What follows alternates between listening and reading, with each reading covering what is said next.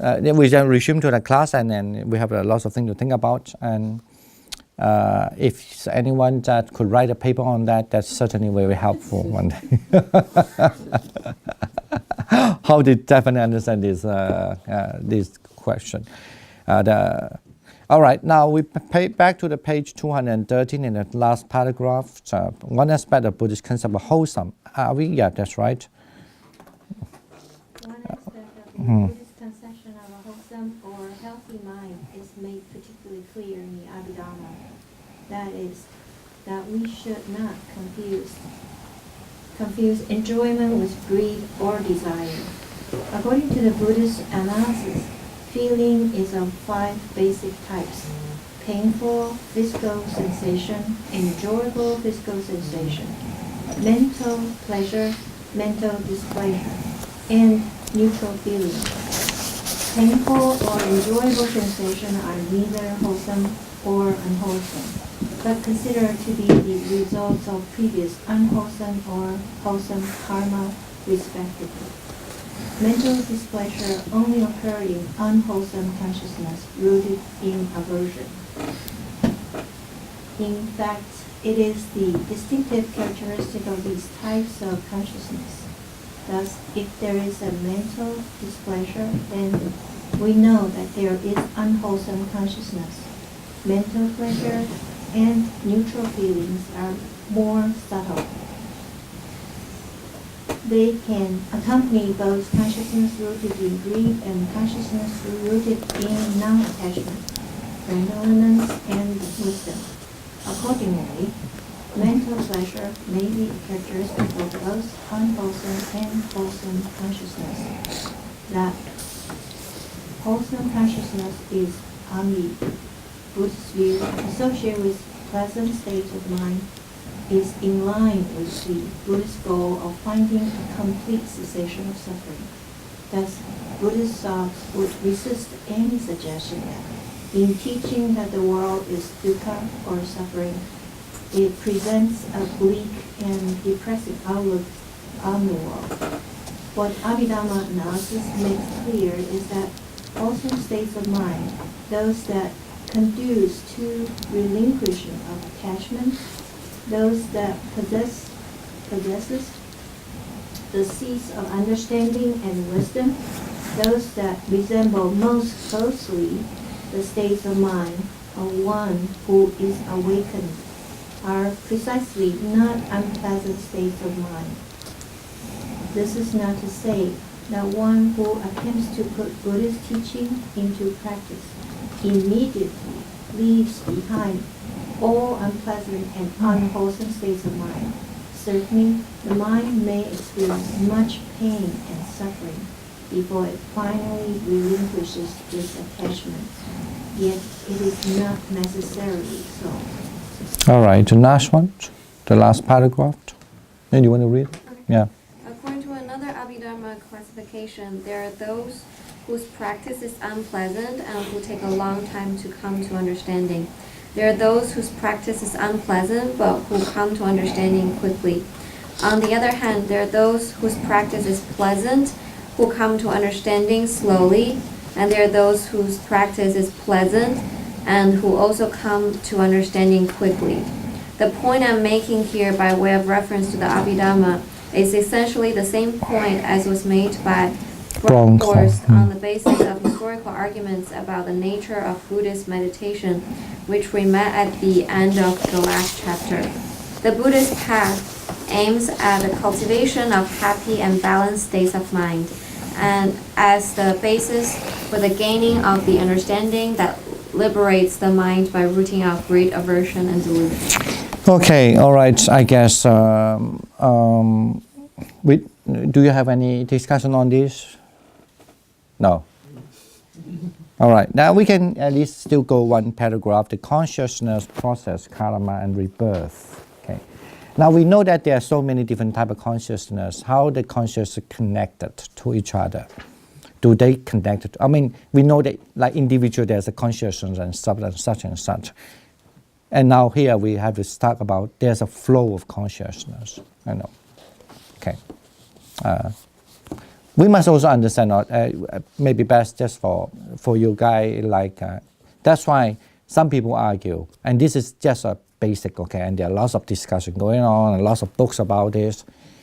You must understand this certainly for sure, this kind of conscious thing is not invented recently in Buddhism. For sure, before Christ, we have this material already. Okay.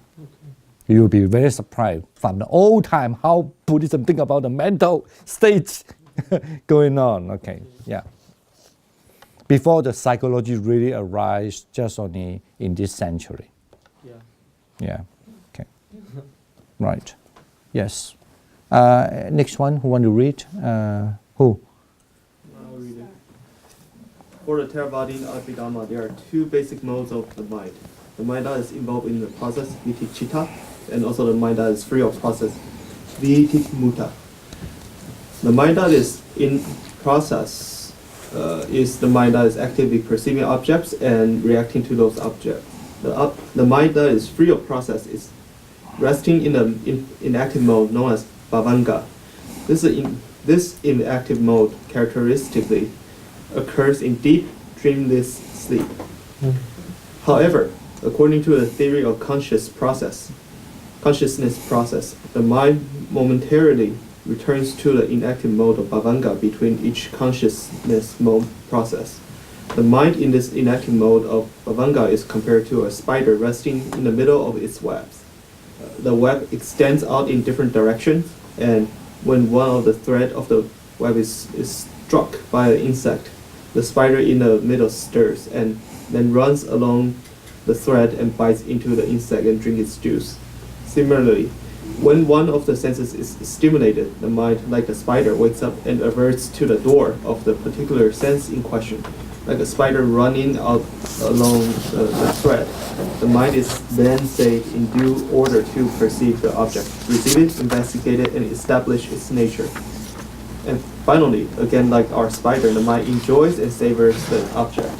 As I have already indicated, this whole process occurs extremely rapidly. In fact, what one would ordinarily experience as the simple awareness that one is, say, looking at a beautiful lotus flower, is understood to be constructed from countless sense or consciousness processes of the type just described, as well as mind door processes, internalizing the information received through the senses. All right. Yes. So, I'm just having trouble understanding the mind going back to bhavanga every time, in between every thought. If stimulations are happening at all times, why would the mind go back to a inactive mode before jumping to another one? Why doesn't it just jump to the next one? You mean to jump what? Without going back to bhavanga. Well, when the mind is weak, then you have to go to bhavanga, and that's one explanation. And the second is that people have the bhavanga is also as a human nature that you need to sleep. Okay, that's one part. The bigger, longer time you have a bhavanga. The other part is that in between, sometimes you go to bhavanga because you're weak, the mind. But actually, I don't think they use the term weak. But because the funny part is that not in the Abhidhamma, but it's in the sub-commentary or the Abhidhamma. The bhavanga also, why they would jump back to bhavanga, is always the mind had to rest on something, right? When your mind have nothing to stimulate, like the spider, right, is that you are in the center, right? That's kind of like bhavanga. Because it's believed that when you are in the bhavanga, your mind is always connected to your past experience. But it's just because you cannot see it. So it doesn't necessarily go back to bhavanga between stimulations. No. You have a stimulation, and then when there's no stimulation, you're back to the bhavanga, like the spider right in the center, right? When there's no insect struck on anywhere around, then the spider will not go there, right? You come back to that. But of course, we always have a stimulation, you know that. Then say it that way. But I thought you were asking me why they have to back to the center, the bhavanga, because bhavanga is almost served like the life, okay? But it's also believed that the object of the bhavanga or the object of the life is because in the past life. Past life as in like previous moment. Yeah, previous. You could understand past life, not just previous moment. It's the same one as the last moment. Your whole previous seed life. is your past life. You maybe your past life is this and that become a whole thing, right? Even though it's so dark, you cannot see it. But the bhavanga, that's one of the explanation. It's mean when you are in the bhavanga, actually, your conscious, you stay kind of like you don't know anything. Actually, the object of that is your past life. Is that, That's how they explain in one of the sub-commentary. Yeah. is that the same state as like you say like in Buddhism, in some other religions, it's good to be in this like not knowing sort of state, and You know- but in Buddhism that's a bad Yeah. state to be in. Is that the Bhavanga state? No. I don't know whether it's like, it can. I don't want to make it more extreme, say yes and no, but I just want to say it is believed that you could occur in any moment. It's almost like some people when they have some people like if they become very serious, is the people when they have unconsciousness moment. You know, let's say you might have a thought going on, but there are sometimes if you really look at your thought going on all the time, but sometimes you don't know the thought where it goes. It's just like you become unconscious in maybe just 1 second or 2 seconds, right? It's like That's called the bhavanga. But the problem is, unconscious. Unconscious. Yeah. so you don't have mind or mind co-commitments. No, that's in the bhavanga. No. Yeah, The- spiritual skeleton. Huh? Isn't that just with the whole? Usually, as human, we usually have the wholesome consciousness combination in the bhavanga. It's a red system. No, bhavanga have nothing to do with the wholesome or what. But it's, yeah. Bhavanga is always believed to be in a wholesome because it's just anyway, the quality, the consciousness is in that such a way. Yeah. I guess maybe best understand bhavanga is kind of like when your mind is not inactive, in our modern term, okay, then you will stay back, you are in the bhavanga. Rest. And sorry. Resting. Yeah, and if you have stimulation at all times, then your mind does not go back to Bhavanga in between stimulations. Because this is saying it always goes back momentarily between each consciousness process. I don't think so. No, you can be not going back, but certainly you will go back. Also, because one moment is so fast, it's like I think 190 moments within a second or something like that. So you wouldn't be like conscious for a moment and unconscious for another moment. Yeah. You would not even notice it because it's so fast. So even if you go back to Bhavanga 90 times within a second, you can hardly notice it. But this statement is a little strange, right? However, according to the theory of consciousness process, the mind momentarily return to inactive mode of bhavanga between each conscious process. Yeah. I guess I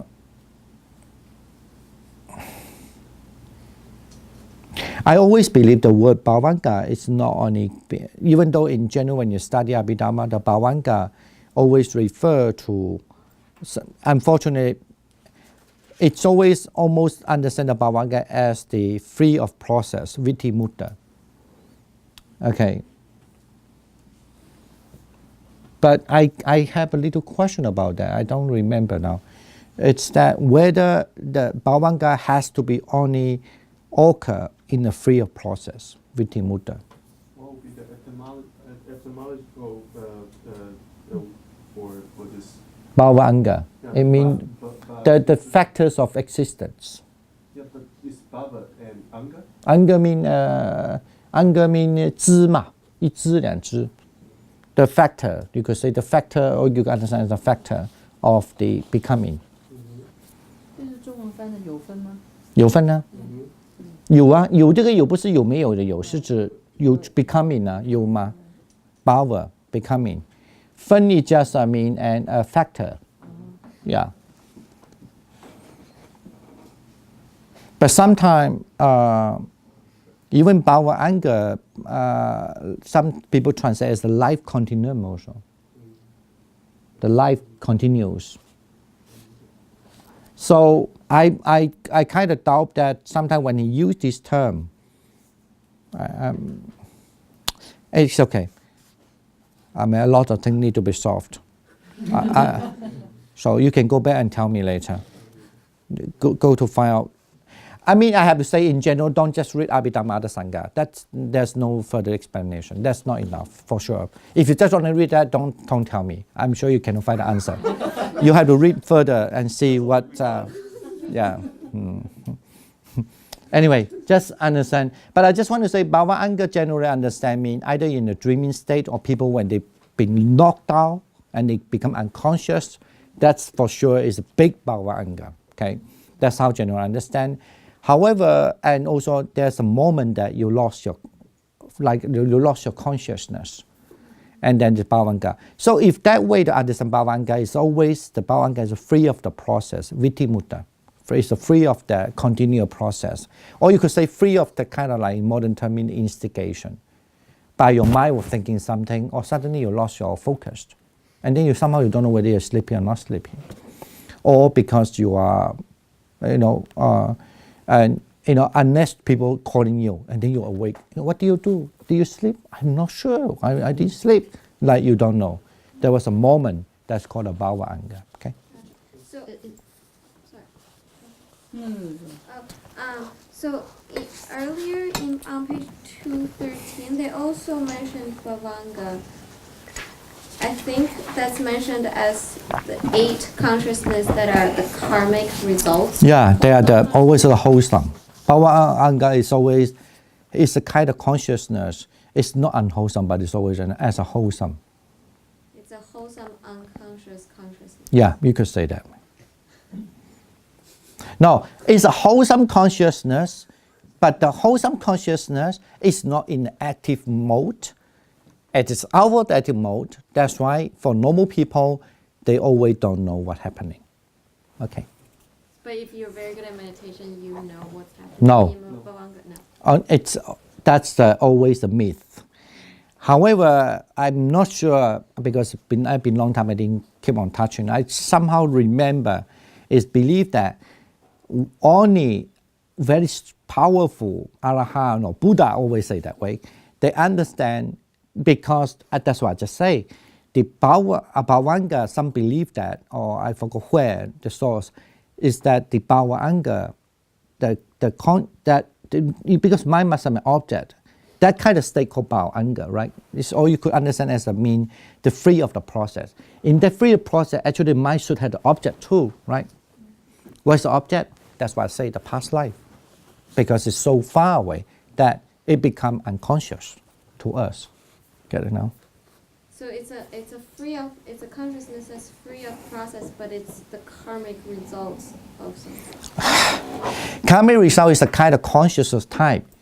We have the consciousness belong to unwholesome, right? Mm-hmm. Right, like anger. Mm-hmm. But the anger mind can never be unconscious as a Bhavanga. Mm-hmm. The Bhavanga always has to be pleasant or neutral. Mm-hmm. Understand? So what is karmic results? It's based on previous. That's why you have this conscious kind of right to karmic result. You haven't studied that, yeah. Quality of your Bhavanga. That's unique to Theravada Abhidhamma, right? Yeah. What's the one No, they don't have that. Never have this kind. No. We don't have. No. It's understood always when you are mind. I didn't recall it now, but it's always understood that when you have the unconscious is because when your mind is not clear. And yeah, it's completely different explanation. Yeah. So during the practice, during the meditation, is there any possible the mind fall into the Bhavanga? Yeah. So that But what's the difference between Bhavanga and the drowsiness? So we have to check that carefully. No, drowsiness is suddenly is unwholesome. Yeah, unwholesome, right. Well, I mean, so that's why some places or books remind us to check the. No, that's only saying that when the people say that, I don't like to remind this because that's make things complicated, but I understand what you mean. That's say that when you meditate, when you enter the jhana, at that time, especially when you're first time, you're not sure whether some people have experienced that they don't know what they were doing and they wake up like, hey, did I sleep or not sleeping? They will suspect that is the time of the bhavanga. Yeah, and then also it's saying that if you are so. Anyway, that's the main thing about this. Yeah. So, all right. I guess the time is up. This is another big subject. Bhavanga is a big subject. Actually, I think that the Bhavanga also not only that have to do with this, and the next few paragraphs they also have mentioned Bhavanga again. Okay, and okay. Do not think that just the Nibbana. Do not think that you know one Nibbana. The term you mean is unconditioned or what? Then you know everything, because sometimes even the term Nibbana, you have to understand, look at in the context also. That's what I want to tell people. Please be careful when you learn even the term concept Bhavanga. Don't think you know the definition, you can apply them everywhere. You sometimes have to read that in terms of the, because Bhavanga sometimes serve, I understood, if you look at the, mean the life, mean also the life. So, okay. So don't take it this term mean it's only that, apply to that, okay. So somebody say attend Nibbana, but you must understand in what mean by attend Nibbana. Attend the first fruit or second fruit? No, not all Buddha, no. So okay, get it down. So you have to read the whole context. So like that. Okay, thank you for your attending. That's really great. So yeah, so I hope to see you next time and doing the transfer merit before we're leaving. Yeah.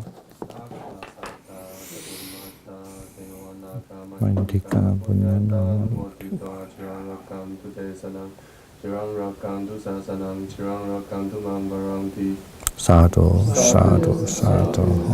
All right, thank you.